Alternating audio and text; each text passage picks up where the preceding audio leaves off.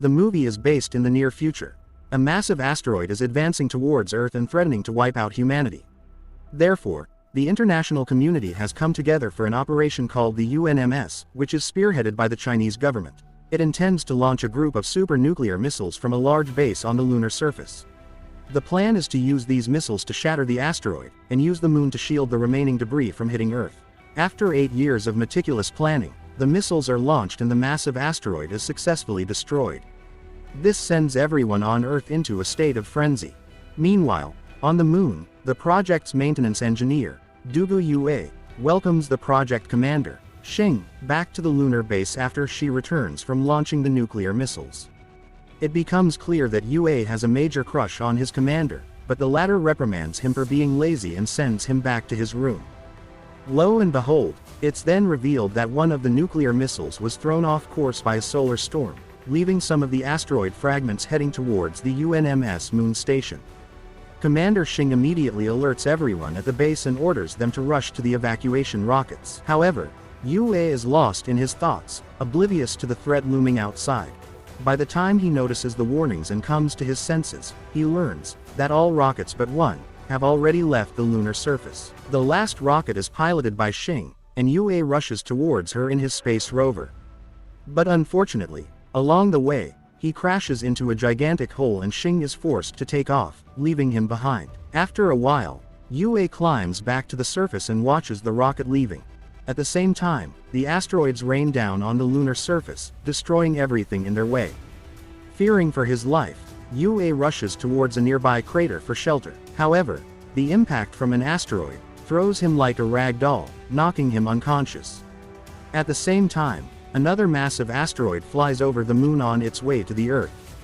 Yue eventually gains consciousness, and as he begins to cuss out his teammates for leaving him behind, he finally notices the large asteroid on a collision course with Earth. Soon, a gigantic explosion occurs, annihilating a large portion of the Earth's surface. Distraught, Yue immediately rushes back to the lunar base and tries to call for help. However, all his attempts to contact humans are met with silence. Several days has passed by, and it soon dawns on Yue that there's a possibility of him being the only human alive in this universe. He goes into despair and starts honoring his fallen friends. The only good thing is that he has enough food to last at least 80 years. One day, he decides to go to his crush/Commander Shen's room. The loneliness drives him mad, and he sets up a date with a DIY figure of Shen. After the meal, he makes out with the figure.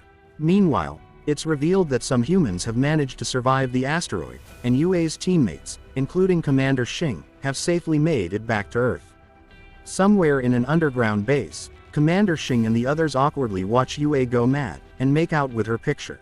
They feel embarrassed by his actions, but the project's chairman feels that they should establish contact with Yue. He wants to broadcast the story of Yue's survival to everyone alive on Earth, so that they can get a glimmer of hope, and combat the terrible living conditions that they're currently facing. However, the only problem is that the asteroid strike has destroyed the communication link between Yue and the base on Earth. Back at the lunar base, Yue notices a ripped food package on the floor. He is taken aback, as he doesn't recall opening it. Suddenly, Yue hears a noise coming from storage, and when he reaches there, he notices a curvy female's shadow. This makes Yue hopeful again, and he starts dreaming of repopulating the Earth. He even starts flirting with the shadow, which he thinks is of a woman. However, to his astonishment, Yue learns that it's a giant kangaroo named Kong, eating away the stored food. It turns out that the animal was brought to the lunar base for research purposes. Yue quickly picks up a shovel and tries to scare the animal away from the storeroom. But unfortunately this only agitates the kangaroo and it beats the life out of him. Unable to beat it with physical force, Yue dresses up as a female kangaroo and tries to seduce Kong. The trick works for a while but it soon backfires on Yue, when the kangaroo gets excited and tries to mate with him. In the process, Kong knocks off Yue's costume, exposing him. This infuriates the kangaroo even more and it kicks Yue across the room. As everyone on Earth watches in astonishment, a stubborn Yue pulls out his Gatling gun and indiscriminately fires at Kong with plastic balls. Kong appears to retreat but after a while it comes back and pounds Yue continuously. After hours of back and forth, the fight comes to an end when they both knock each other out on the ground. As Yue picks himself up off the ground, he notices that the communication device is receiving signals from Earth. This again lights a glimmer of hope in Yue that maybe humanity has survived. However, he doesn't realize that the signal was caused by the kangaroo's tail. After regaining the will to return home, Yue emotionally tells Kong that they might have a chance to return home again. However, the kangaroo ruins the moment and punches him again. 200 days have passed by since the incident, and now Yue has learned to coexist with the kangaroo. He has also conjured up an escape plan to Earth. He wants to utilize the spacecraft left behind by mission Apollo 18 to launch himself to a nearby space station and use its escape pods to return back to Earth. One day, Yue sets out to retrieve the spacecraft with Kong. The two eventually manage to bring it back into the base, but Yue realizes that the rocket can only carry a weight of 20 pounds. The problem can only be solved if he can find a different propulsion system. Luckily, the prototype for a new nuclear weapon is still on the moon, so Yue decides to go and retrieve it. After gearing up with the necessary essentials, Yue immediately ventures out with Kong to retrieve the nuclear rocket. He is aware that the journey may take weeks, as the research building housing the rocket is located on the other side of the moon. Back on Earth, Commander Shen and the others watch them anxiously because Yue's vehicle is solely solar-powered and the sun only shines on the moon's surface for 14 days per lunar cycle. This means that the car can only travel 6,500 kilometers. But the research building is situated 8,000 kilometers away from Yue's base. After the sun sets on the moon, Yue is going to be stranded in the middle of nowhere and freeze to death. Just when all hope seems to be lost, Shen and the others notice that Yue is actually headed in the opposite direction. It turns out he is planning to chase the sunlight as the moon only rotates at 16 kilometers per hour. This gives Yue exactly 41 days to complete his mission, where he can only sleep for 4 hours a day. With the days passing by, he becomes very dreary and he even starts hallucinating. Fortunately, Kong is there to motivate him to keep going, and there's no shot that he's going to hallucinate anything weirder than that. After a long and perilous journey, the two finally arrive at the research facility. Inside, Yue finds the nuclear warhead and carefully lowers it to the ground. However, the kangaroo starts playing with the control buttons, endangering the mission and sending Yue into panic mode. On his way back to the home base with the warhead, Yue locks Kong inside his trunk to stop him from jeopardizing the mission again. It's a long and rough journey, so Yue plays loud music to keep himself entertained. As a result, he doesn't notice when the trunk carrying the kangaroo separates from the vehicle. After traveling hundreds of kilometers, Yue finally realizes that Kong has been left behind because of his mistake. Now Yue is faced with a difficult decision. If he goes back to get Kong, he will lose the sunlight and the vehicle will stop working. But if he doesn't go, Kong will freeze to death.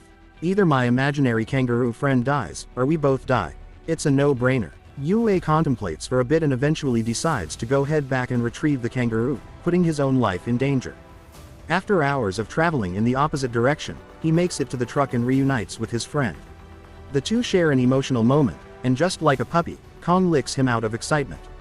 The two then set out on their journey towards the base, while trying not to fall asleep as the sun continues to move farther away from their vehicle. Unfortunately, even after their best efforts, the sun eludes the two, making it impossible for them to survive. Despite this, Yue refuses to give up, and he continues to drive the vehicle as it is forced into its last hours of battery. He also turns off the heat to conserve as much energy as possible. Eventually the car runs out of battery and it comes to a halt 55 kilometers away from their base. Now the duo only has 3 hours of oxygen left and Yue finally gives up. He emerges from the vehicle and awaits his death. However, an idea suddenly strikes him, when he notices that his animal friend is attracted to the reflection from his mirror. He quickly pulls at the door of his vehicle and transforms it into a sled, which will be powered by Kong. Yue then flashes light beams in front of the kangaroo to make him chase them. As they fly over the giant hole, he unleashes the gas tank on his back, which gives them enough thrust required to make it to the other side, and eventually to the base. Back on Earth, the project's chairman broadcasts Yue's journey to the remaining humans, and it gives them courage and hope for humanity's survival. On the moon, Yue eventually brings back the giant warhead and prepares for his return to Earth. Meanwhile, it's revealed that a second asteroid is headed towards Earth. Later, Yue receives another signal and becomes hopeful that the surviving humans on Earth are trying to contact him. Unfortunately, His happiness soon turns into disappointment, when he sees that it is actually coming because the kangaroo is messing with the wires. Hence, Yue again loses hope and decides to abort his mission. However, the people back on Earth refuse to let him give up, and think of an idea to contact him.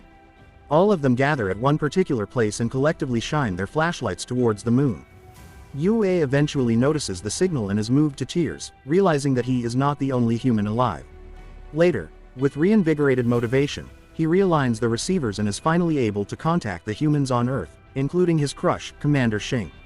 In a private moment, Yue confesses to Shen that she was the sole reason for him to come on the UNMS mission. Shen is moved by his confession, and she apologizes for leaving him behind. In the next scene, Yue, with the help of his teammates back on Earth, starts modifying the propulsion system of the rocket, using the atomic weapon, so it can take him back home. After completing the setup, Yue and Kong embark on their journey and safely enter the orbit, unaware that a second asteroid is heading directly for Earth. While the humans back home celebrate, Yue reaches the lunar space station. As he prepares to enter the escape pods, Commander Shen finally learns about the asteroid that is threatening to annihilate the planet Earth. The UNMS headquarters then realizes that only Yue can save humanity, as he is in possession of the nuclear weapon on board the lunar space station. Left with no choice, Shen breaks the news to Yue. Surprisingly, he agrees to sacrifice himself to save humanity. Following this, UNMS orders everyone back on Earth to return to their shelters and prepare for the worst. Meanwhile in space, Yue tearfully bids goodbye to Kong, and sends him back to Earth in an escape pod. Yue is an emotional wreck, but he collects himself, as he has been tasked to save humanity. After a while, Yue heads towards the asteroid and enters a cluster of giant rocks. He tries his best to avoid them, but his surroundings become more crowded and chaotic. A rock eventually collides with his ship, causing the vessel to spin violently in space. Yue scrambles to stabilize the ship that's completely out of control. Eventually, he comes up with a solution. He breaks open the door of the ship and uses it to equalize the pressure, finally bringing the rotation to a halt. Yue then checks on the ship's engine, only to learn that it has been completely destroyed and can no longer lead him to the asteroid. Left with no other choice, he decides to manually take the nuclear bomb to the giant asteroid. This means that Yue dies an extremely painful death. However, without a second thought, he ventures out and unlocks the warhead. Then he uses his jetpack to head straight towards the massive asteroid, while dragging the nuclear warhead with him. Yue's spacesuit is slowly destroyed by the countless rocks, but he finally reaches the asteroid. In his last moment, he remembers his crush, Commander Shen, before a huge explosion takes place and the asteroid is blown into smithereens. Back on Earth, people finally emerge from their shelters, and notice the giant explosion in the sky. They are elated to have survived the apocalypse, but are also sad that Yue has sacrificed himself. Several years pass by, and the humans have restored Earth to its former glory. The kangaroo Kong is returned back to its natural habitat, while Commander Shen and her team are again sent back to the moon so they can continue their work of protecting the Earth from extraterrestrial threats. Subscribe for more videos like this, turn on notifications, and leave a like to help the channel out. Thank you for watching.